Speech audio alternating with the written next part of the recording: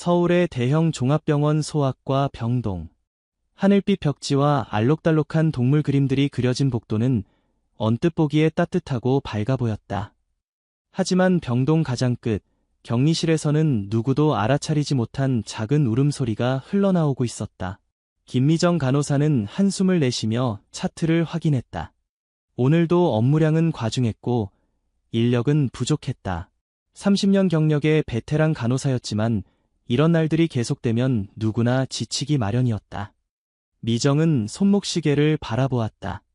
이미 점심시간이 1시간 넘게 지났지만 그녀는 아직 한 끼도 먹지 못했다. 오늘 실습생 어디 갔어요? 미정이 동료 간호사에게 물었다. 아, 최수연 학생 말씀이세요? 의사 회진 따라간다고 했어요. 곧 돌아올 거예요. 미정은 고개를 끄덕였다. 그때 갑자기 무언가를 떠올린 듯 얼굴이 굳었다. 아이고, 잊고 있었네. 그녀는 급히 젖병을 준비하기 시작했다. 따뜻한 분유를 채운 젖병을 들고 복도 끝으로 향했다. 바로 그때 실습 간호사 최수연이 돌아와 그녀의 뒤를 따랐다. 선생님, 제가 도와드릴까요? 미정은 대답 없이 고개만 끄덕였다. 수연은 아직 병원 실습 첫날이었고 병원의 복잡한 구조와 업무 흐름에 익숙하지 않았다. 하지만 그녀의 눈빛에는 열정과 따뜻함이 가득했다. 두 사람이 격리실에 들어섰을 때 수연은 숨을 크게 들이마셨다. 작은 유아용 침대에는 6개월 된 아기가 누워 있었다. 파란 병원복을 입은 아기는 창백한 얼굴로 천장을 응시하고 있었다. 옆에는 이준호라고 쓰인 이름표가 달려 있었지만 그것만으로는 이 아이가 누구인지 어디서 왔는지 알 수 없었다. 이 아이, 버려진 아이인가요? 수연이 조심스럽게 물었다. 미정은 고개를 끄덕였다. 1달 전에 응급실로 왔어. 어머니가 출산 후 도망갔대. 신원 확인도 안 되고 일단 아동보호소로 보내기 전에 여기서 회복시켜야 해. 수연은 가슴이 아파왔다. 아기는 분명 열이 있었고 호흡도 무거웠다. 하지만 놀랍게도 큰 소리로 울지 않았다. 그저 작게 신음할 뿐이었다. 왜 울지 않는 거죠? 수연이 물었다. 미정은 분유를 준비하며 담담하게 대답했다. 버려진 아이들은 보통 빨리 울음을 그쳐. 다른 아이들처럼 소리 지르며 울지 않아. 엄마가 와서 구해줄 거라는 걸 알고 있는 아이들은 병원 전체가 떠나가라 울지. 하지만 이런 아이들은 아무리 울어도 아무도 오지 않는다는 걸 본능적으로 알아. 수연의 눈에 눈물이 고였다.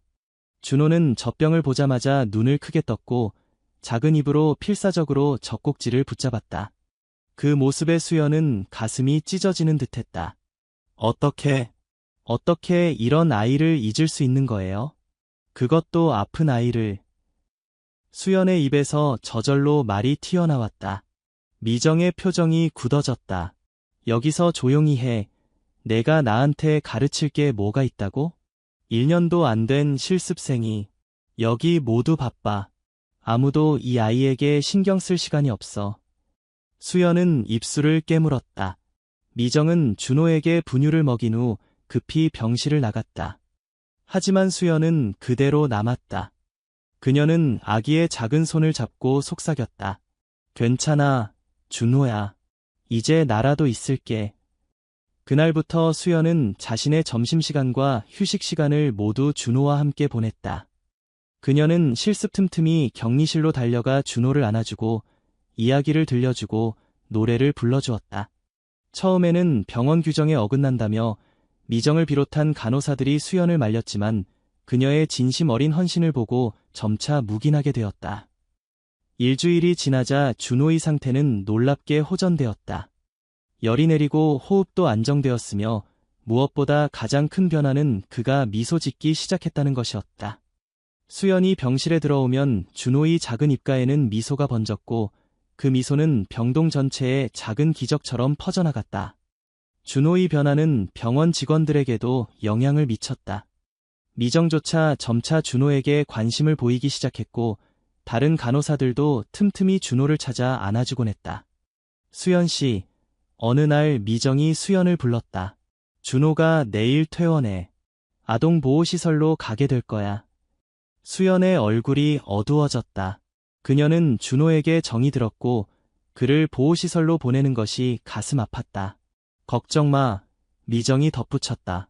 내가 알아본 바로는 박 사장 부부가 준호를 입양하려고 수속을 밟고 있대. 좋은 집에 갈 거야. 수연의 눈에 눈물이 고였다. 그것은 슬픔의 눈물이 아니라 기쁨의 눈물이었다. 준호가 사랑받을 수 있는 가정으로 갈 수 있다는 사실이 그녀를 행복하게 했다.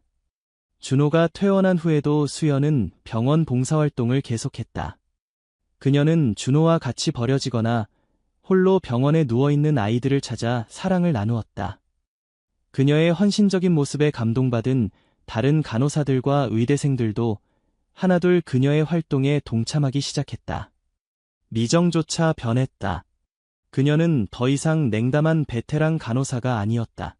그녀도 틈틈이 아이들에게 관심을 기울이고 젊은 간호사들에게 환자를 대하는 올바른 자세를 가르쳤다.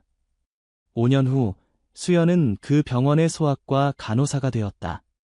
그녀는 천사의 손길이라는 프로그램을 만들어 버려진 아이들과 자원봉사자들을 연결해주는 활동을 시작했다.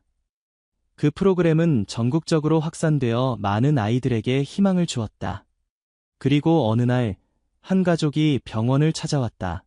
잘 차려입은 부부와 함께 온 5살 남자아이는 건강하고 밝은 미소를 지니고 있었다. 안녕하세요, 수연 선생님, 부부가 인사했다. 기억하시나요? 저희는 준호의 양부모입니다. 수연은 놀라움과 기쁨으로 가득 찬 눈으로 준호를 바라보았다. 그 작고 아픈 아기가 이렇게 건강하고 행복한 아이로 자라난 모습은 그녀에게 가장 큰 보상이었다. 준호야, 이분이 내가 아기였을 때 너를 돌봐주신 수연 선생님이야. 준호의 아버지가 말했다. 준호는 수연을 향해 환한 미소를 지으며 다가왔다. 감사합니다, 선생님. 엄마, 아빠가 말해줬어요. 선생님이 저를 많이 사랑해 주셨대요. 수연은 눈물을 참으며 준호를 품에 안았다. 그녀는 그 순간 깨달았다. 어떤 상황에서도 사랑과 관심은 기적을 만들어낼 수 있다는 것을. 아무리 절망적으로 보이는 상황에서도 단 한 사람의 따뜻한 마음이 세상을 바꿀 수 있다는 것을. 그리고 그날 이후로 병원의 분위기는 완전히 달라졌다. 더 이상 그 병원에서는 아무도 버려진 아이의 울음소리를 놓치지 않았다. 그리고 더 많은 아이들이 준호처럼 사랑받을 수 있는 가정을 찾게 되었다. 수연은 종종 생각했다. 준호를 처음 만났던 그날, 그녀가 용기를 내어 목소리를 높이지 않았다면 어땠을까? 그 작은 행동이 이렇게 큰 파동을 일으킬 줄 누가 알았을까? 그녀는 이제 병원 복도를 걸으며 새로운 실습생들에게 말한다. 여러분, 가장 중요한 것은 의학적 지식이 아니에요. 환자를 진심으로 돌보는 마음이에요. 특히 말 못하는 아이들은 더욱 그래요. 그들의 목소리가 되어주세요. 그들의 울음소리에 귀 기울이세요. 그리고 그녀는 매일 밤 집으로 돌아가기 전에 병동의 모든 아이들을 확인한다. 그 누구도 잊히지 않도록, 그 누구의 울음소리도 무시되지 않도록. 서울 강남의 한 카페. 이제는 의과대학생이 된 준호가 수연을 만났다. 그는 그녀처럼 소아과 의사가 되기로 결심했다고 말했다. 선생님 덕분에 제가 살았어요. 그리고 이제는 저도 선생님처럼 다른 아이들을 돕고 싶어요. 수연은 미소 지었다. 그녀는 준호의 손을 꼭 잡으며 말했다. 준호야, 내가 살아난 건 내 안에 있던 강인함 때문이야. 나는 그저 그 불꽃이 꺼지지 않도록 지켜봐준 것뿐이야. 준호는 고개를 저었다. 아니에요. 선생님은 제게 목소리를 주셨어요. 아무도 들으려 하지 않을 때 제 울음을 들어주셨어요. 그것이 저를 살린 거예요. 커피잔을 든 손이 약간 떨렸다. 준호는 자신의 과거에 대해 많은 이야기를 들었지만 실제로 기억하는 것은 없었다. 그저 부모님에게서 전해 들은 이야기와 몇 장의 사진이 전부였다. 하지만 그는 자신이 얼마나 운이 좋았는지 알고 있었다. 제가 의대에 입학했을 때 처음으로 제 의료 기록을 봤어요. 그때 제가 얼마나 위험한 상태였는지 알게 됐죠. 영양실조에 호흡기 감염까지. 보통은 회복이 어려운 상태였어요. 수연은 그 순간을 기억했다. 준호가 얼마나 작고 연약했는지, 그리고 그가 얼마나 필사적으로 젖병을 찾았는지. 하지만 그 작은 몸에 담긴 의지는 놀라웠다. 준호야, 넌 그때도 지금처럼 강했어. 내가 포기하지 않았기에 우리도 포기할 수 없었던 거야. 준호는 잠시 생각에 잠겼다. 선생님, 혹시 김미정 선생님은 어떻게 지내세요? 수연은 살짝 놀랐다. 그녀는 미정이 준호에게 중요한 인물이라고 생각하지 않았다. 미정 선생님은 몇 년 전에 은퇴하셨어. 에. 준호는 웃었다. 저도 그분께 감사드리고 싶어서요. 결국 그분이 선생님과 저를 연결해 주신 거잖아요. 그분이 아니었다면 선생님도 저를 몰랐을 테니까요. 수연은 준호의 성숙함에 감동했다. 그는 단순히 원망하거나 분노하지 않고 그 모든 경험에서 의미를 찾아내고 있었다. 다음 주말, 수연과 준호는 함께 양로원을 찾았다. 미정은 그곳에서 평화로운 노후를 보내고 있었다. 처음에 미정은 그들을 알아보지 못했다. 하지만 수연이 준호의 이야기를 들려주자 미정의 눈에서 눈물이 흘러내렸다. 이렇게 훌륭하게 자랐구나. 미정이 떨리는 손으로 준호의 얼굴을 만졌다. 그때 내가 잘못했어. 내가 얼마나 소중한 아이인지 보지 못했어. 준호는 고개를 저었다. 아니에요. 저는 감사드리러 왔어요. 선생님이 아니었다면 수연 선생님과 만날 수 없었을 거예요. 미정의 주름진 얼굴에 미소가 번졌다. 그녀는 준호에게 이야기를 들려주기 시작했다. 그녀가 간호사가 된 이유, 그리고 어떻게 30년이라는 긴 시간 동안 환자를 돌보면서 점점 지치고 무감각해졌는지. 그러다 수연과 준호를 만나 다시 한번 자신의 직업의 의미를 되찾게 된 이야기. 너희들 덕분에 나는 마지막 5년을 가장 보람차게 일했단다. 내가 떠난 후 우리는 병원 시스템을 바꾸기 시작했어. 버려진 아이들을 위한 특별 프로그램을 만들고 자원봉사자들과 연결해주고 그 모든 것이 너와 수연 때문이었어. 준호는 미정의 손을 꼭 잡았다. 그럼 더 많은 아이들이 저처럼 두 번째 기회를 얻었겠네요. 미정은 고개를 끄덕였다. 내가 떠난 후에 온 많은 아이들이 가정을 찾았단다. 물론 모두는 아니지만 우리는 최선을 다했어. 그날 저녁, 세 사람은 오랫동안 이야기를 나눴다. 과거의 상처와 오해를 풀고 새로운 유대감을 형성했다. 그들은 각자 다른 방식으로 서로의 인생을 바꾸어 놓았고 이제 그 변화는 더 많은 사람들에게 퍼져나가고 있었다. 준호가 의과대학을 졸업한 날, 수연과 미정은 함께 그의 졸업식에 참석했다. 준호의 양부모는 그들을 가족처럼 따뜻하게 맞이했다. 그날 밤 축하 파티에서 준호는 조용히 잔을 들었다. 제 인생에서 가장 중요한 네 분께 감사드리고 싶습니다. 저를 키워주신 부모님, 그리고 제 생명을 구해주신 두 천사 같은 간호사님들께. 준호의 말에 모두가 감동했다. 그의 양어머니는 수연과 미정을 꼭 안았다. 우리 아들을 살려주셔서 정말 감사합니다. 그는 우리 삶의 축복이에요.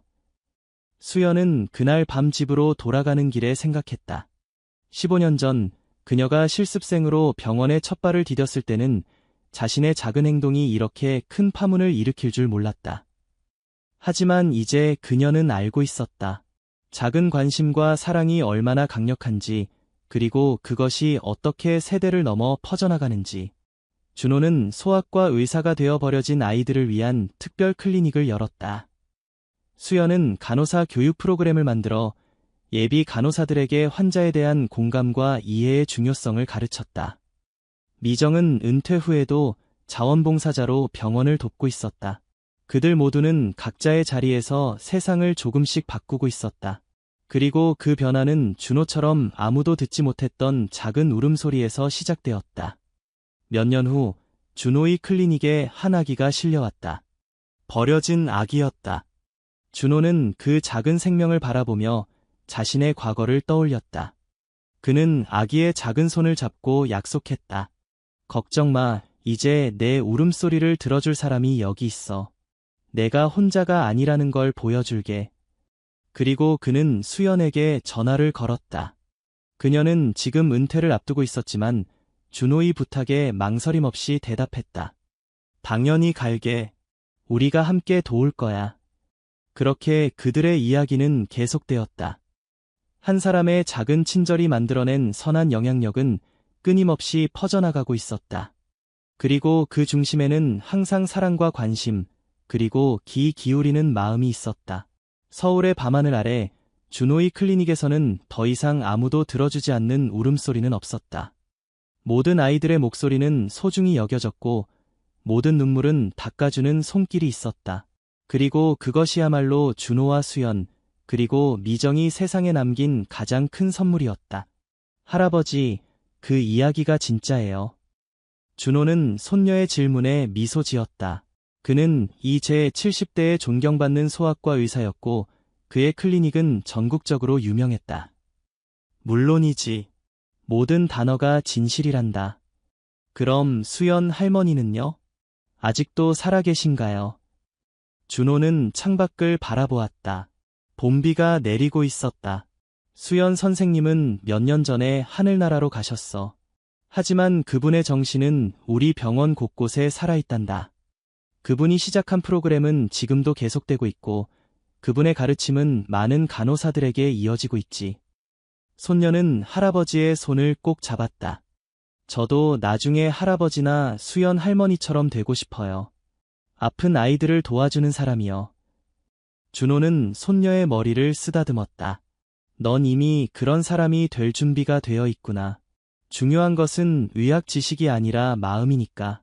다른 사람의 아픔에 귀 기울일 줄 아는 마음. 그날 밤 준호는 오래된 사진첩을 펼쳤다. 거기에는 자신의 입양 가족, 수연, 미정과 함께 찍은 사진들이 가득했다.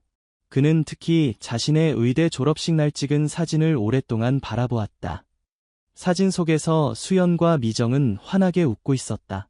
두 사람은 너무나 다른 성격을 가졌지만 결국 같은 목표를 향해 걸어갔다.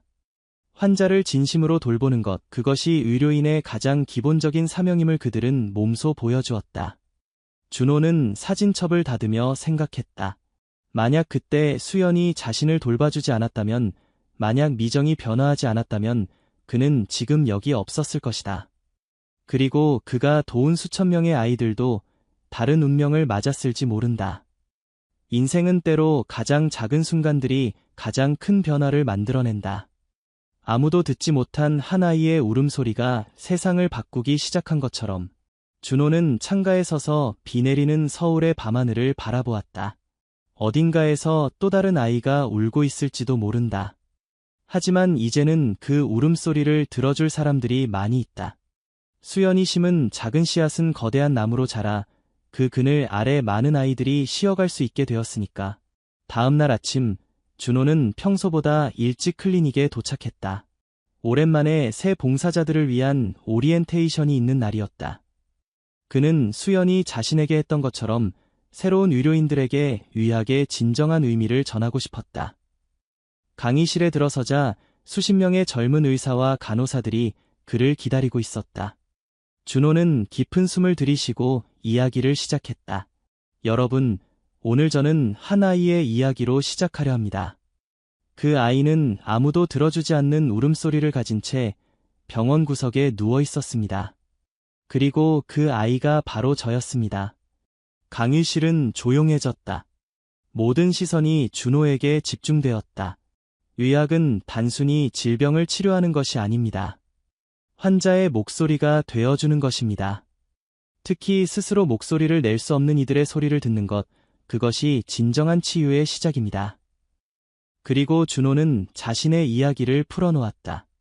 버려진 아이였던 자신이 어떻게 한 실습 간호사의 관심으로 새 삶을 얻게 되었는지, 그리고 그것이 어떻게 더 큰 변화로 이어졌는지. 강의가 끝난 후 한 젊은 간호사가 준호에게 다가왔다. 교수님, 저는 최수연 선생님의 손녀입니다. 준호는 놀라움에 말을 잇지 못했다. 그 젊은 간호사의 눈에서 수연의 모습이 보였다. 같은 따뜻함, 같은 결의, 할머니는 돌아가시기 전에 항상 교수님 이야기를 해주셨어요. 그리고 저에게 약속하게 하셨죠. 항상 듣지 못한 목소리에 귀 기울이라고. 준호의 눈에 눈물이 고였다. 그는 젊은 간호사의 손을 꼭 잡았다. 내 할머니는 내 두 번째 어머니였어. 그분이 아니었다면 나는 여기 없었을 거야. 그리고 할머니도 항상 말씀하셨어요. 교수님이 아니었다면 그분도 진정한 간호사가 될 수 없었을 거라고요. 서로가 서로를 구했다고. 준호는 미소 지었다. 그것이 바로 삶의 아름다움이 아닐까. 우리는 서로를 구하며 함께 성장한다. 아무리 작은 친절이라도 그것이 가져오는 변화는 때로 우리가 상상할 수 있는 것보다 훨씬 크다. 수연의 손녀는 이제 준호의 클리닉에서 일하게 되었다. 그녀는 할머니의 유산을 이어받아 더 많은 아이들에게 희망을 주고 있었다. 그리고 준호는 자신의 지식과 경험을 그녀에게 전하며 또 다른 세대로의 연결을 이어갔다. 서울의 밤하늘 아래 희망의 빛은 계속해서 퍼져나가고 있었다. 한 아이의 울음소리가 시작한 작은 파동은 이제 큰 파도가 되어 더 많은 이들에게 닿고 있었다. 몇 년 후 준호는 은퇴를 결정했다. 그의 마지막 날 병원 직원들과 환자들은 깜짝 환송회를 열었다. 그 자리에는 준호가 수십 년간 도운 많은 아이들이 이제는 성인이 되어 참석했다. 준호 선생님은 저에게 두 번째 기회를 주셨어요. 한 청년이 말했다. 저도 이제 의대생이 되어 선생님의 뒤를 이을 준비를 하고 있습니다. 또 다른 여성은 자신의 아이를 안고 있었다. 선생님이 제 생명을 구해주셨어요. 그리고 이제 제 아이도 건강하게 태어날 수 있었죠. 많은 사람들이 준호에게 감사의 말을 전했다. 하지만 준호는 모든 공을 자신이 아닌 수연에게 돌렸다. 내가 한 모든 일은 한 간호사가 내게 보여준 사랑을 다른 이들에게 전하는 것뿐이었습니다. 우리 모두는 누군가의 관심과 사랑으로 살아갑니다. 그리고 그것을 다시 전하는 것, 그것이 우리가 이 세상에 존재하는 이유가 아닐까요? 환송회가 끝난 후 준호는 병원 옥상으로 올라갔다. 그곳에서 그는 서울의 밤 풍경을 바라보았다. 수많은 불빛들이 밤하늘 아래 반짝이고 있었다. 마치 그가 도운 모든 생명처럼. 그는 주머니에서 오래된 사진 한 장을 꺼냈다. 자신이 6개월 때 찍은 사진이었다. 작고 아파 보이는 아기의 모습. 하지만 그 눈빛만은 강인했다. 버려졌지만 포기하지 않은 아이. 수연 선생님, 미정 선생님, 그리고 저를 입양해주신 부모님. 감사합니다. 저는 정말 행운하였습니다. 준호는 사진을 다시 주머니에 넣고 옥상을 나섰다. 내일부터 그는 새로운 삶을 시작할 것이다. 은퇴 후에도 그는 버려진 아이들을 위한 재단을 운영할 계획이었다. 그의 인생은 계속해서 다른 이들과 연결되어 있었다. 병원을 나서는 길에 그는 신생아실 앞에 잠시 멈춰섰다. 유리창 너머로 작은 생명들이 평화롭게 잠들어 있었다. 그 중에는 부모 없이 홀로 병원에 남겨진 아이들도 있었다. 걱정 마라, 작은 친구들아. 이제 너희의 울음소리를 들어줄 사람들이 많이 있단다. 너희는 결코 혼자가 아니야. 준호는 조용히 속삭였다. 그리고 그는 확신했다. 이 아이들도 자신처럼 누군가의 사랑으로 새 삶을 찾게 될 것이라고. 왜냐하면 이제 수연의 정신은 이 병원 곳곳에 그리고 많은 의료인들의 마음속에 살아있으니까.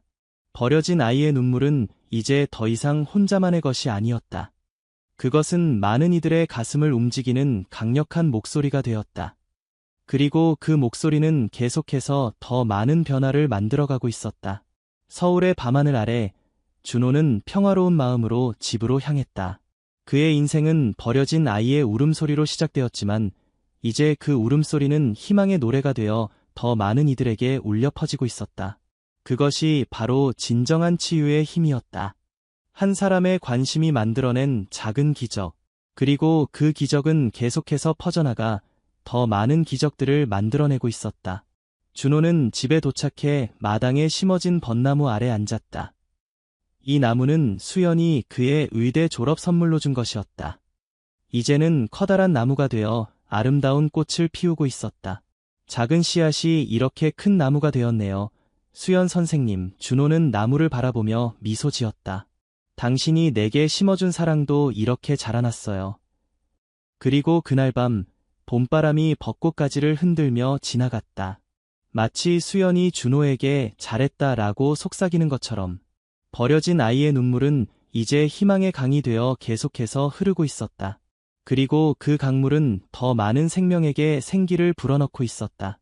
한 아이의 울음소리가 시작한 작은 변화는 이제 세상을 바꾸는 큰 움직임이 되었다. 그리고 그 움직임은 끝나지 않을 것이다. 사랑과 관심의 힘은 영원하니까.